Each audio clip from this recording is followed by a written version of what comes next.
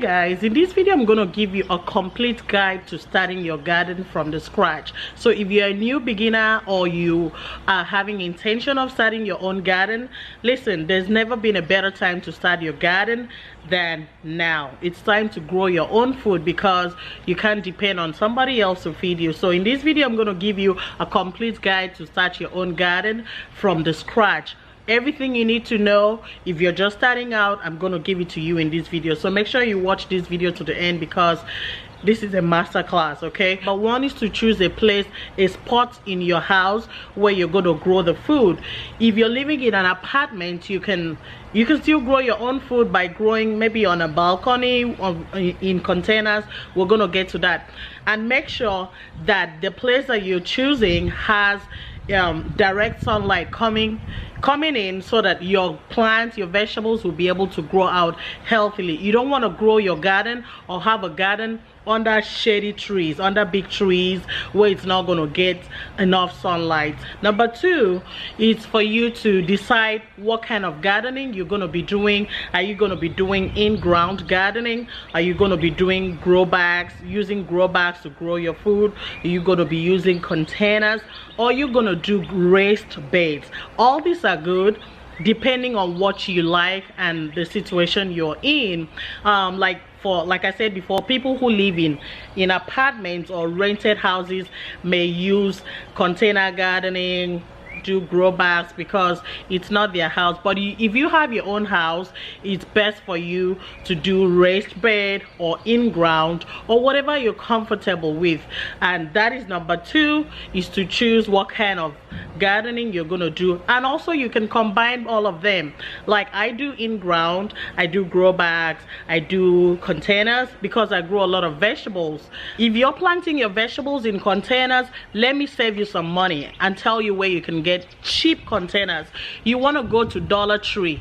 When you go to Dollar Tree in your local area, you're going to find some containers like the ones that I used to grow my celery, and I had a lot of harvest, abundance of harvest. I planted them with the containers that I bought at Dollar Tree, and guess how much I bought them for? $1.25, $1.25 for each container. So number three is for you to choose the kind of soil, and the kind of soil that you will use will determine on the method of your gardening. So remember we said in number two, you have to choose the method of your gardening. So like if I'm doing raised bed, I'm going to use raised bed soil. So we have raised bed soil, we have potting mix soil, we have seed starting mix soil, we have in-ground soil. So it depends on what kind of gardening you're doing. So like their name implies, if you're starting seeds, you want to use seed starting mix soil. And if you're doing in-ground, you want to use in-ground garden soil. For me, I use in-ground garden soil and I mix it with my soil when I'm planting or transplanting my seedlings, because my garden used to be a swimming pool, and so my husband and I converted it into a garden because we're not really using a swimming pool. So we said, you know what, let's just convert it into a garden.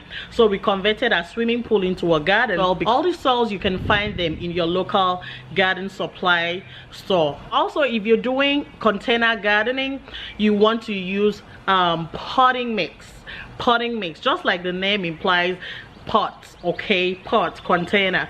You want to use potting mix. If you're doing in grow bags, you want to use potting mix, okay? If you're doing raised beds, you want to use raised bed soil. So number four is seeds. Let's talk about seeds. So let me break it down for you. We have three kinds of seeds. We have hybrid seeds, we have heirloom seeds, and we have GMO seeds, which I'm going to explain that in a second. So first of all, GMO, like the name implies, GMO means genetically modified organism. So that means that the natural state of that plant has been altered. Okay, so remember how you buy oranges at the stores with no seeds in it, you buy watermelon with no seeds, you buy grapes at the store with no seeds in it. Those are all GMO. So let's talk about the second one, which is hybrid seed. Their cross is done by breeding, not in a scientific lab like GMO. GMO seeds are being done in a lab, a scientific lab, okay?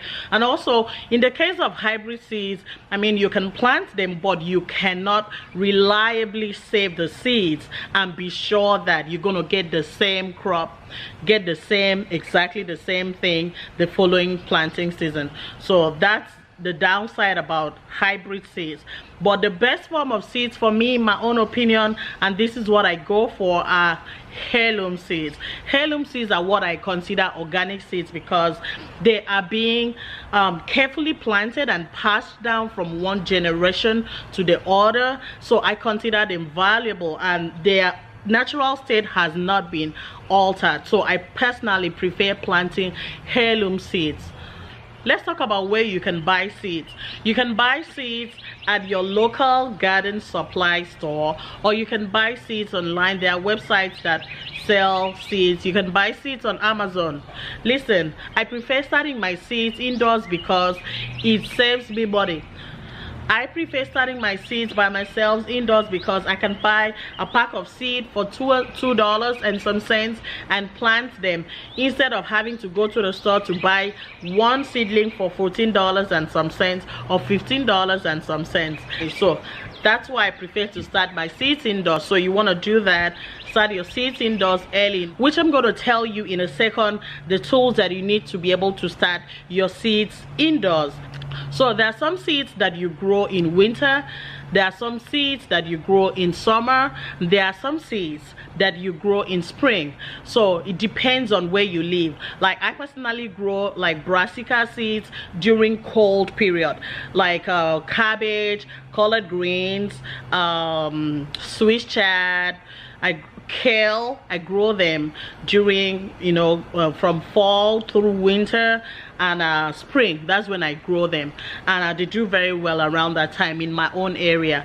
But for seeds like tomatoes and okra and peppers, I grow them in summer, early summer. But guess what I do? I start the seeds indoors early so that when it's time, when the weather gets consistently warm outside, I can now transplant the seedlings into my garden. These are the tools that you will need to grow your seeds indoors if you're starting your seeds indoors. One, you need to get seed trays. Seed trays are very cheap and you can buy them on Amazon. I'm also going to leave it in the description box. Also get grow light. Grow light is like an improvised sunlight. So since we are starting our seeds indoors, remember plants need sunlight, they need water, good soil to be able to grow. But since we cannot grow them outside because the weather is cold, what do you do inside? Since you can't get direct sunlight inside, we use grow light. Grow light, like I said, is like an improvised sunlight, so it helps your plants to grow. You also need heat mat. What's a heat mat? Heat mat is the mat that we use in gardening so that it provides warmth. So after growing your seedlings out indoors, I usually start my seeds and my seedlings depending on what I'm planting, because if I plant seeds like spinach, they sprout within 3 to 5 days. You see them coming out. But if I plant something like okra sprouts, you know, pretty fast also. But if I plant something like peppers take a long time to sprout. That's my own experience. So what I do is I start the seeds indoors 4 to 6 weeks or even 8 weeks to the time that I'm going to transplant them outside into my garden. So how do you know when you can transplant it into your garden? Go on Google and check, put in your county and put in your zip code, your zone and your county and your city. So Georgia weather, 20 days. So it gives you like a 20-day report. Then from there I'm going to see the average on how it's going to be cold for each day. So that helps me know that okay, in the next 20 days it's gonna be cold, or in the next 20 days this is the average. For average for me is 50 degrees. If it's consistently 50 degrees, and also I know the last frost date, you can also type in what is the last frost date in my city, put in your city's name. You also going to see it.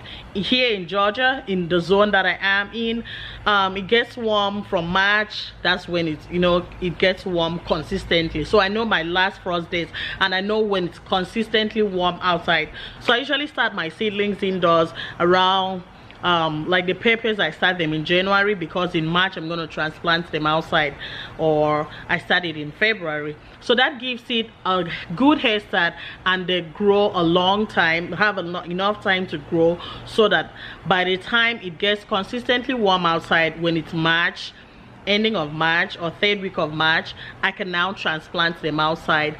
That way I'll have a lot of harvest before winter comes, because by the time winter comes, it's going to dry out everything. And another tip I want to tell you, if there's some vegetables that you plant that when winter comes, it's going to dry them up, but when spring comes, they will spring back again. You don't have to plant it again. In my own case, it's bitter leaves. Bitter leaf is African vegetable.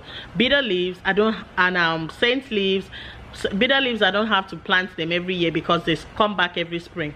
Collard greens also. Collard greens, I don't have to plant them over and over again, because when spring comes, they'll come back to life as long as you do not uproot them. So that's the key. When you are tilling your soil and prepping your soil, and even the pepper plants, you can overwinter your pepper.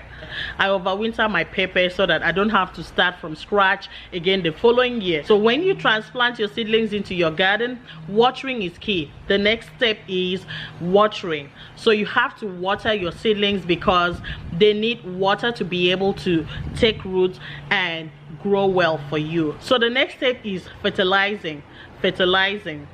Listen, without fertilizer, your soil will not be enriched and your vegetables may not do well, because they need fertilizer. Plants need fertilizer to be able to grow. So people ask, what kind of fertilizers do you use? Listen, what I do is my kitchen scraps, like onion peels, banana peels, avocado peels, lemon peels, all the peels, plantain peels, I throw them into my garden, enrich my soil. I mix it up with the soil so that it enriches the soil. That's number one. Also, I mix some animal dung into my soil to enrich it. Another way of fertilizing your plants is by using store-bought fertilizer. So you can get it at your local garden supply store. Okay, so after the fertilizing and all of that, it's time for harvest. You're going to harvest it when they're ready. You harvest them when they're mature. So let's talk about how to harvest, because some people actually don't know how to harvest their vegetables.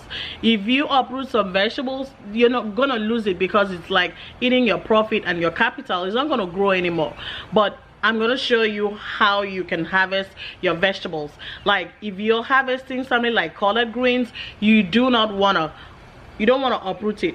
What I do is I pluck out the leaves so that they'll continue to come out. The new leaves will continue to shoot out on the stem, and I'll keep on harvesting more and more and more. Hey guys, I hope you enjoyed this video. If you did, give me a thumbs up, share this video, and don't forget to hit that red subscribe button below so that every time I post a new video, you'll be the first person to be notified. You can also join us on our Facebook group, and I'll leave the link in the comment section below. Thank you guys for watching.